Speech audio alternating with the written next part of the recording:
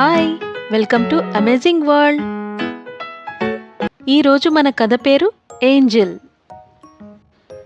అనగనగా ఒక చిన్న పల్లెటూరు. ఆ పల్లెటూరు అందమైన పొలాలతో నిండి ఉండేది. అలాగే ఒక పక్క గంగలా ప్రవహించే నదితో ఆ ఊరు చాలా అందంగా ఉండేది. ఆ పల్లెటూరులో అన్నా చెల్లెళ్ళు ఉండేవారు. అన్న పేరు అభి. చాలా అల్లరి పిల్లవాడు, చాలా తెలివైనవాడు. చెల్లి పేరు వర్ష. అన్న అభి తన చెల్లెల్ని ఎప్పుడూ ఏడిపిస్తూ ఉండేవాడు. అభి వాళ్ళ నాన్న రాజు, అమ్మ రాణి.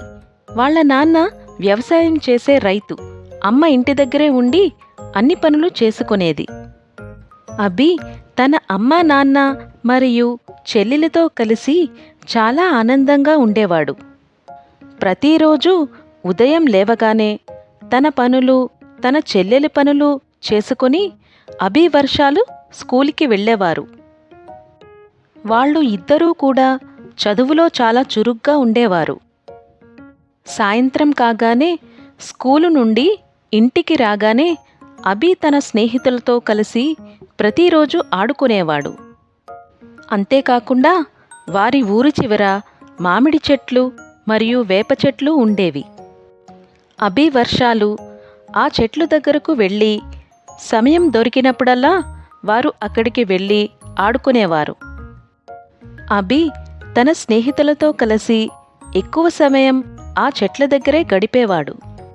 తన స్నేహితులందరూ కలిసి మాట్లాడుకునేవారు, ఆడుకునేవారు.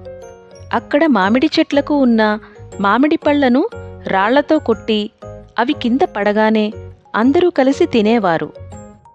అలా అభి తన స్నేహితులతో కలిసి చాలా సంతోషంగా గడిపేవాడు. కానీ ఒకరోజు అభి తండ్రికి ఒక ప్రమాదం జరుగుతుంది. ఆ ప్రమాదంతో వాళ్ళ నాన్న అనారోగ్యం పాలయ్యాడు. అలా నాన్నకి ఆరోగ్యం బాగోకపోవడంతో ఇల్లు గడవడం చాలా కష్టంగా మారింది. దానితో పాపం అభి తన చెల్లి చదువు మానేయాల్సి వచ్చింది. అప్పుడు అభి తల్లి పొలం పనులు చేయడం మొదలుపెట్టింది. ఇంట్లో పరిస్థితులు బాగోలేక అభి కూడా తన తల్లితో పొలం పనులు చేయాల్సి వచ్చింది. వారు ప్రతిరోజు చాలా బాధపడేవారు. కష్టపడి పనులు చేసి చాలా అలసిపోయేవారు. అభి తన తండ్రిని చూసి కృంగిపోయేవాడు. నాన్నకి ఎప్పుడు నయం అవుతుందని ప్రతిరోజు ఆలోచించి తనలో తనే బాధపడేవాడు. ఒకరోజు సూర్యోదయం కాగానే పనులన్నీ చేసుకున్న తర్వాత అభి వర్షాలు ఆడుకోవడానికి తన స్నేహితులతో కలిసి ఆ చెట్ల దగ్గరకు వెళ్లారు.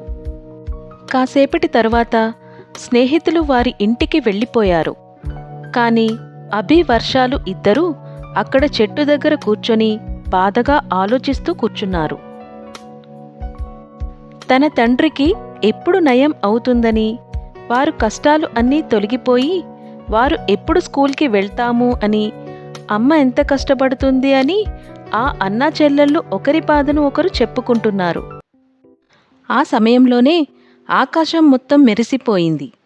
అప్పుడు వర్ష ఆకాశం వైపు చూస్తూ, అక్కడ ఏదో ఉంది అన్నయ్య, అది మెరుస్తుంది అని చెప్పింది. అప్పుడు అభి కూడా ఆకాశం వైపు చూసి చాలా భయపడ్డాడు. వాళ్ళు ఇద్దరూ భయంతో ఆకాశం వైపు మళ్లీ చూశారు. అప్పుడు ఆకాశం నుండి అందమైన కాంతితో ఒక రూపం క్రిందకు వస్తున్నట్లు వారికి కనిపించింది. అది చాలా కాంతివంతంగా ఉంది. ఆ కాంతి తెల్లగా మెరుస్తూ కనిపించింది. అభి వర్షాలు ఇద్దరూ భయంతో ఒకరినొకరు చూసుకున్నారు. ఆ రూపం క్రిందకు వస్తూ ఉంది. ఒక ఆడరూపంలాగా అనిపించింది. ఆమె చుట్టూ కాంతి వ్యాపించి ఉంది. అప్పుడు అభికి ఆ రూపం ఒక ఏంజెల్లాగా అనిపించింది. ఆ కాంతి తెల్లగా మెరుస్తూ కనిపించింది. అభి వర్షాలు ఇద్దరూ భయంతో ఒకరినొకరు చూసుకున్నారు. ఆ రూపం క్రిందికి వస్తూ ఉంది. అప్పుడు అభికి ఆ రూపం ఒక ఏంజెల్లాగా అనిపించింది. అద్భుతమైన చిన్న రెక్కలతో ఒక ఏంజెల్ ఎగురుతూ వాళ్ల దగ్గరకు వచ్చింది. అప్పుడు వారు ఆమెను దగ్గరగా చూశారు. ఆమె నిజంగానే ఒక ఏంజెల్, దేవదూత. అభి మరియు వర్షాలు ఆశ్చర్యంతో అలా చూస్తూ ఉండిపోయారు. అప్పుడు ఆ ఏంజెల్ వారి ముందుకు వచ్చి ఇలా మాట్లాడుతుంది. మీ కష్టాలు నాకు తెలుసు, నేను మిమ్మల్ని కాపాడుతాను అని చెప్పింది ఆ ఏంజెల్. అప్పుడు అభి వర్షాలు ఇద్దరూ కూడా భయంతో ఏమీ మాట్లాడలేక అలాగే నిల్చున్నారు. అప్పుడు ఆ ఏంజెల్ వారి వైపు చూసి, భయపడకండి, నేను స్వర్గం నుండి దిగివచ్చిన ఏంజెల్ను అని చెప్పింది. మీ నాన్నకి ఆరోగ్యం బాగలేదని నాకు తెలుసు. మీ నాన్నకి ఆరోగ్యం బాగుండాలంటే ఒక అరుదైన మొక్క దొరికితే అతనికి నయం అవుతుందని ఏంజెల్ చెప్తుంది. అభి ఏంజెల్ చెప్పిన మాట విని భయపడ్డాడు. అప్పుడు వెంటనే అభి వర్షాలు ఆ మొక్క ఏంటి అని ఏంజెల్ని అడుగుతారు. అది కొండల మీద దొరుకుతుంది, కానీ దానిని తీసుకురావడం చాలా కష్టం అని అంటుంది ఏంజెల్. అభి వర్షాలు భయపడ్డారు, కానీ వారు వాళ్ళ నాన్న గురించి ఆలోచించి ఒక నిర్ణయం తీసుకుంటారు. ఎంతటి కష్టం అయినా మేము ఆ కొండల దగ్గరకు వెళ్ళి ఆ మొక్కని తీసుకుని వచ్చి మా నాన్నకి నయం చేయాలి అని అనుకుంటారు. అప్పుడు ఏంజెల్, భయపడకండి, నేను మీకు సహాయం చేస్తాను అని అంటుంది.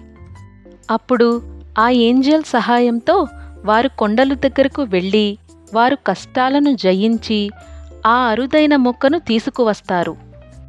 ఆ మొక్కతో వారి తండ్రి ఆరోగ్యం కుదుటపడుతుంది.